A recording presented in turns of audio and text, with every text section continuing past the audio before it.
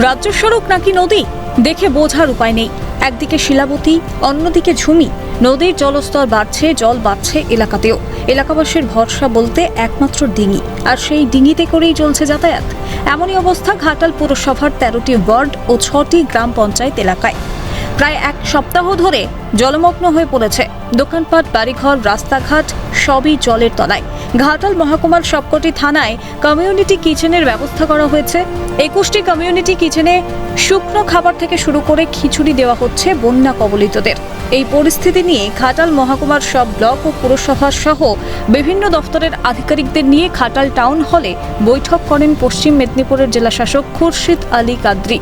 ঘটনাস্থল পরিদর্শন করেন রাজ্যের সেচ মন্ত্রী মানুষ রঞ্জন ভূঁইয়া। সমান্তরাল গতিতে উদ্ধার কাজ এবং ত্রাণ পাঠানো হচ্ছে। রয়েছে মেডিকেল টিমও। আশ্বাস সেচ মন্ত্রীর।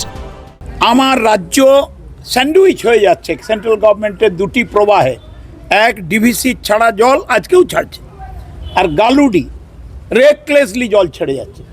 সমান্তরাল গতিতে রেস্কিউ এবং রিলিফ অপারেশন চলছে, গ্রুয়েল কিচেন চলছে, উদ্ধার চলবে, নৌকো দেওয়া হয়েছে। সেচ দপ্তর আমি গামবুট করে দিয়েছি, প্লাস ওদের ওই প্লাস্টিকের, ওরা রাত্রে টর্চ লাইট নিয়ে বাঁধে যাচ্ছে, ঘুরছে।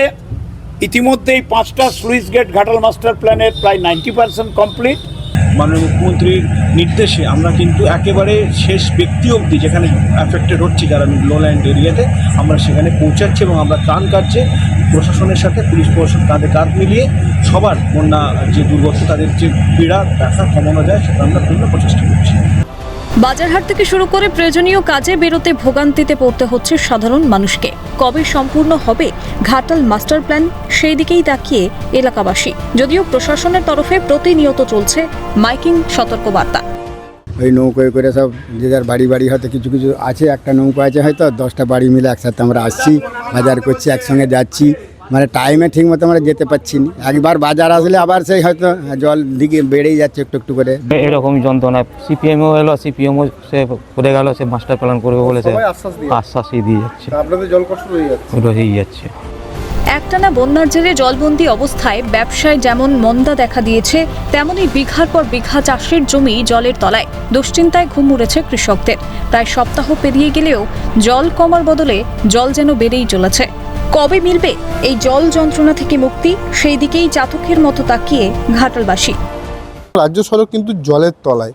এই রাজ্য সড়কে যাতায়াতের জন্য সাধারণ মানুষের একমাত্র ভরসা ঘাটালবাসীর এই মুহূর্তে নৌকা বা ডেঙি। এর ছবির বদল কি আদৌ হবে, না এরকমই থেকে যাবে? সাধারণ মানুষ কি আদৌ জল যন্ত্রণা মুক্তি পাবে? ঘাটালবাসী আদৌ কি জল যন্ত্রণা মুক্তি পাবে, না তাদের এই জল যন্ত্রণা নিয়েই বেঁচে থাকতে হবে? কারণ আজকে সাধারণ মানুষ কিন্তু দিনের পর দিন, বছরের পর বছর ধরে কিন্তু শুনে আসছে যে ঘাটাল মাস্টার প্ল্যান হবে এবং সাধারণ মানুষ এই জল যন্ত্রণা মুক্তি পাবে। আদৌ কি কষ্ট থেকে মুক্তি পাবে, না এই জল যন্ত্রণা থেকে বাঁচতে হবে? এটাই এখন সত্যি একটা বড় প্রশ্ন। ঘাটাল থেকে অভিষেক চক্রবর্তী, ক্যালকাটা নিউজ।